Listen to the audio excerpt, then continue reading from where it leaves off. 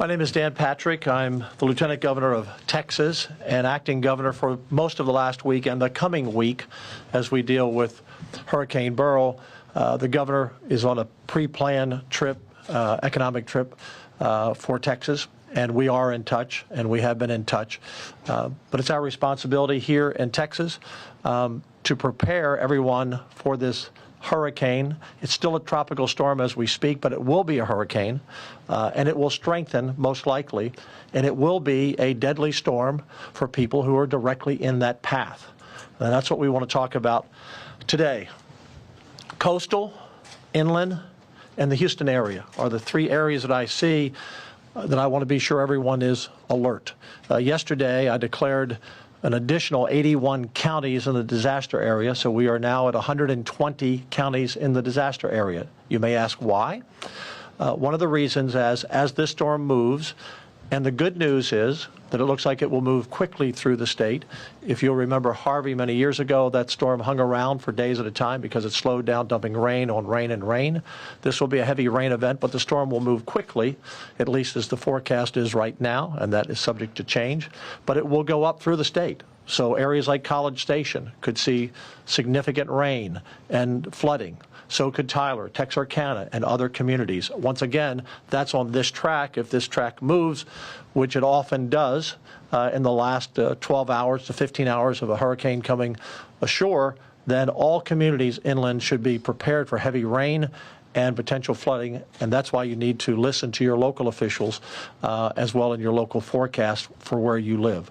On the coast, we have thousands upon thousands upon thousands of people who are spending their summer vacation there, a holiday weekend on top of that, and there is a concern that because they're not in their daily routine of watching the news or checking their internet or checking their emails, that they may not be aware of this storm. One of the things that kind of trigger our concern a little bit, we've looked at all of the roads leaving the coast and the maps are still green. So we don't see many people leaving, and what you will hear from our chief of our emergency management team, Nim Kidd, in a few moments, is that you don't want to be on the road tomorrow. Tomorrow will be a bad day for weather. This storm is predicted right now by the National Hurricane Center to land somewhere between Corpus Christi and Galveston Island. So if you're at Galveston, you may say, oh, it's down in Corpus. If you're at Corpus, you're saying, gee, it's coming right here.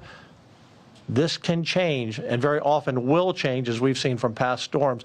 The National Hurricane Center actually says their average change of where they predict a storm to fall and where it falls can be 50 to 60 miles in the last 12 to 15 hours. So we could see movement on the storm. But right now, if you're between Corpus and Galveston, be prepared.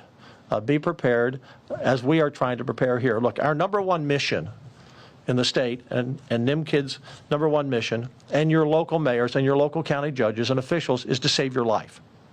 That's number one. Property can be rebuilt, but lives cannot be. This storm has already left 9 deaths in its path through the Caribbean.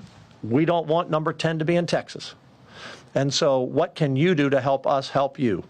Number one, again, if you're moving, today's the day to move away from those areas. If you're concerned where the storm is, at least there's an area, a hurricane warning, and as well as a watch along that coastal area we've discussed.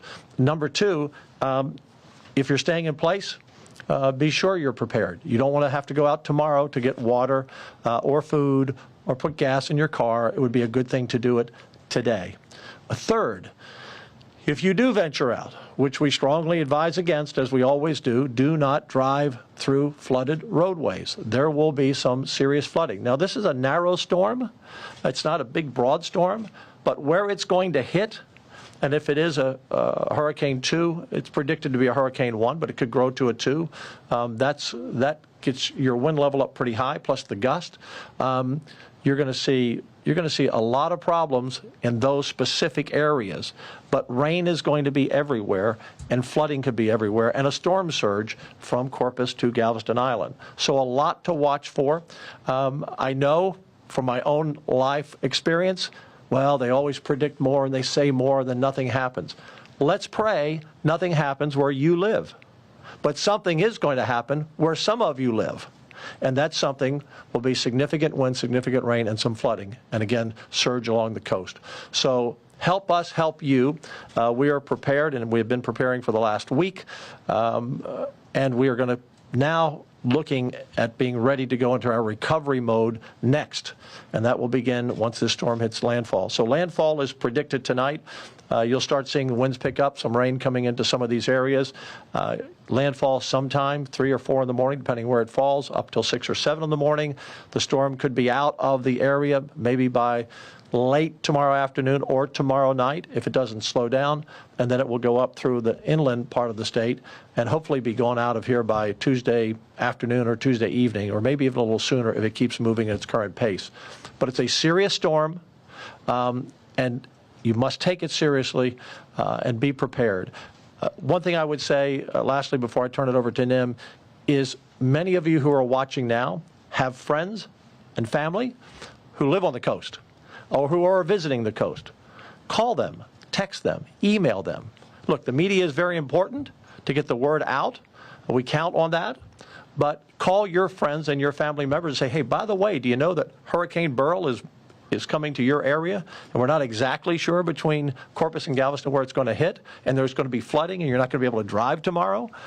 Be sure they know, because a lot of people are on vacation, like I say, not watching the storm, or they hear, well, it's a tropical storm, which it is now, but it's going to strengthen to a hurricane very soon, or it's a Category 1. Trust me, you don't want to be in a Category 1. You know, you're looking at winds 85, 90 miles an hour. You don't want to be in that. You don't want to be in 6 and 12 inches of rain. You don't want to be in flooding. So help us help everyone along the coast for sure, and those inland be watching out as well as Houston. That storm could keep moving that way. NIMKIT is the best in the country. We have the best emergency management team in the country. We have been through so many storms in Texas, and I'm going to turn it over to him to give you more detail, but I'm very confident that Texas is ready. Your local officials are ready. I've talked to a lot of them. Nim has talked to a lot of them. I just want you to be ready. Nim? Thank you, Governor. As Governor Patrick mentioned, we have about 6 hours before the first tropical storm force winds line up somewhere along the Texas coast. Now is the time to make your final preparations in responding to this threat. There will be power outages. Let that be known. There's going to be some place in Texas that with these tropical and hurricane force winds, we are going to have power outages. Now is the time to make sure that all of your devices are charged up, that your phones are charged up, your computers are charged up, and that you have fuel in your vehicles. We have been in contact with every county judge along the Texas coast and their emergency management teams. Our agency has people in their emergency operations center. We have prepared search and rescue teams, emergency medical support teams, and we've also anticipated power outages for those that are power dependent. And so that's very important. If you have a family member that requires electricity for their lifelines at their homes, to make sure that you've checked on them, it's not too late. You have a few more hours to get them to a safe place. We've encouraged our local partners to check in with their debris contractors. The faster we get debris cleaned up, the faster we get back on the road to recovery. And for you personally, it's not too late to make sure you have all of the documents your insurance company is going to require, that you have them able to find. Most importantly, heed the warning of your local officials and stay tuned to your local meteorologist, because this path will likely change before landfall. I'm going to quickly run through some of the state agency resources that are supporting our local partners as we end preparation, move into response, and prepare for recovery. The Texas Division of Emergency Management has staff supporting our local EOCs and staging areas, as well as talking to the 911 call centers, cellular service providers, amateur radio operators, and satellite communications. Texas A&M Forest Service has all hazard strike teams, which are local government firefighters from across the state. They are staged, ready to support those local governments that are impacted. They have incident management teams available, as well as SAW crews to help us with debris cleanup. The AgriLife Extension Service and Animal Health Commission are working with our livestock partners to make sure that livestock and all of their equipment are out of the way, and any animal shelter issues that we have. Texas A&M Task Force 1 has structural urban search and rescue teams in theater, as well as our swiftwater rescue boats, swimmers for our aircraft that you'll hear about in a few minutes, and then our medical support teams. Texas Commission on Environmental Quality has staff ready to support water, wastewater, and public drinking water systems. TxDOT has road crews that are out right now making sure all the transportation lanes are open, that the storm drains are open, and they're ready to assist in evacuation of motorists for those that get stranded or run out of fuel along the highways. Department of Information Resources making sure that all of our cybersecurity systems are up. The Department of Public Safety has Highway Patrol out in force. All of their aircraft are available for us, as well as their Marine unit. Texas Parks and Wildlife game wardens and their boats are out in force, as well as their state police from their parks. Department of State Health Services has rostered the Emergency Medical Task Force, which is over 50 ambulances, 7 ambuses, 25 missed personnel, and 10 medics to go on additional buses. These are staged to help if we have to evacuate any hospital, nursing home, or assisted living facility. Texas Military Department has almost 300 people in the field today that are for ground transportation units. They will help us do high water evacuations if that's needed. They have their aircraft that we're able to do rescue with, and they are already in position to do point of distribution or pod distributions for those areas that do have power outages or may have water issues. Finally, I want to thank our volunteer organizations active in disaster, the Red Cross, the Salvation Army, and all of those VOAD partners that will come in and help us do cleanup after the fact. Public Utility Commission has been working hard with the electric co-ops in the area, as well as AEP and Centerpoint, to make sure that state agencies and personnel are ready. There will be power outages. We have medical assets that are available. There will be inland flooding. And what we find is this freshwater inland flooding tends to be more of a killer of our citizens than the actual storm surge. So please, please do not drive through water, turn around, don't drown. Thank you, Governor. Thank you, Nim. Two other things I want to be sure to mention. Rip currents. We're seeing on social media and on the cameras along the coast, there are a lot of people still in the water, and these rip currents are deadly. In fact, there's a warning all the way across the entire Gulf Coast. This storm is going to impact rip currents even in Florida and Alabama and Mississippi and Louisiana. So it's not smart to be in the water today or tomorrow or the day after. Deadly. We've already had a number of people drown before this storm in Texas because of rip currents and around the Gulf Coast. So please, if you're in the water, even knee deep can get you out there. So be very careful. Secondly, on the roads, if you drive up to a road and you see water and you're not sure of how deep it is, but you're saying, well, there's no barrier there. Well, the barriers may have been blown away, or TxDOT couldn't get there because of the storm to put the barriers there. So just don't drive across a road where you don't know the bottom, because your car will just, in a few feet of water, you'll be drifting down the river. So please be careful. Those are, as Nim said, the flooding after the fact. Let me give you this. And we will have rain, by the way, after the storm goes through. And we hope it continues to be a fast-moving storm, 10, 12, 13 miles an hour. But we're going to have tropical rain continuing probably for a number of days in some of the areas for the week. So that can pour on top of the rain we get and still cause flooding inland. Go to TDEM, TDEM, TDEM/Texas, .texas, .gov/Beryl. So TDEM, TDEM, .texas, spell it out, .gov/Beryl, BERYL. Any questions? Hey, Governor, what are you hearing from, what are you asking from federal agencies in the White House? Nim? So FEMA has been here with us in the Emergency Operations Center since before we even let y'all know that we were working on this. We are in very close contact with our FEMA regional administrator who lives and works in Denton. He and I have been talking several times a day. At this point, remember, Texas, by federal law, needs to have $54 million of uninsured public damage and public loss before the president can grant a major disaster declaration. We don't have those dollars yet. With the size of this storm, and we're praying we don't get to that point. But if we do, we are tied in very close to our federal partners. And how much is for assets? Assets, equipment, manpower, that sort of. So they have pre-positioned some response assets as well as some food and water and blue tarps for our use if we need them. That will be on top of what we already have available as our own state resources. Any other questions? We're counting on the media to get the word out.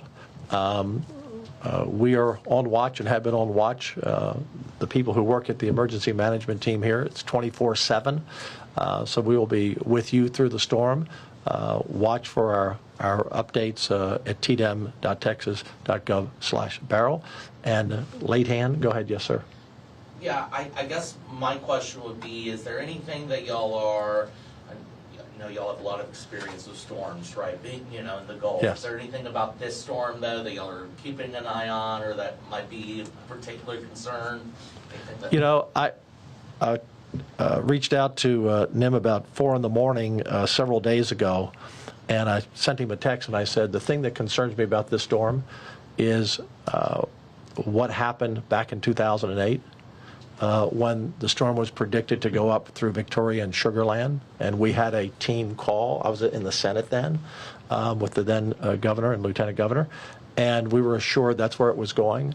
And people on Bolivar Island at that time felt like they were out of harm's way, and many stayed. And overnight, that storm moved about 40 miles, and we all know that tragedy of Bolivar Island. And many of those people drowned, and some were washed out to sea.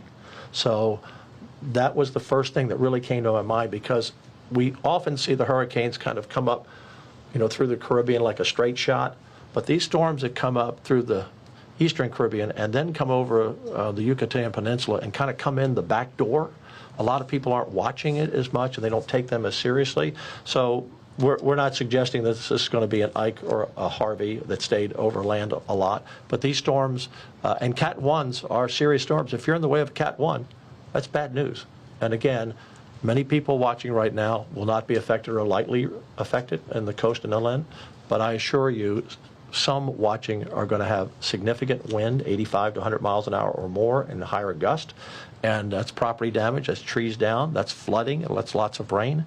And so that's going to come. So we just want to be sure that every Texan is safe, and that's our #1 job, save lives. And Governor, if I may, most Texans have seen a 4-day holiday weekend, not the folks in the room behind me. And I think that's one of my concerns is the timing of this. With everybody being on vacation, kids are out of school right now, it's a great time. But I need to make sure that I get your help in getting the message out to those that are still in harm's way that may not realize it yet. You know, we're at a place right now that we have no deaths in Texas related to this storm. I'd sure like to keep it that way. One way is that we get this turnaround, don't drown message out. Yes. Another way is if you lose power, carbon monoxide poisoning and carbon monoxide killings are very dangerous. It's a colorless, odorless gas, and too many people will start a generator inside their garage or inside their house to power their appliances. So anything that you can do to help us get that message out, those are preventable deaths. We'd appreciate your support. Thank you, and we will keep you updated. Thank you all very much. Thanks, everyone. Thank you.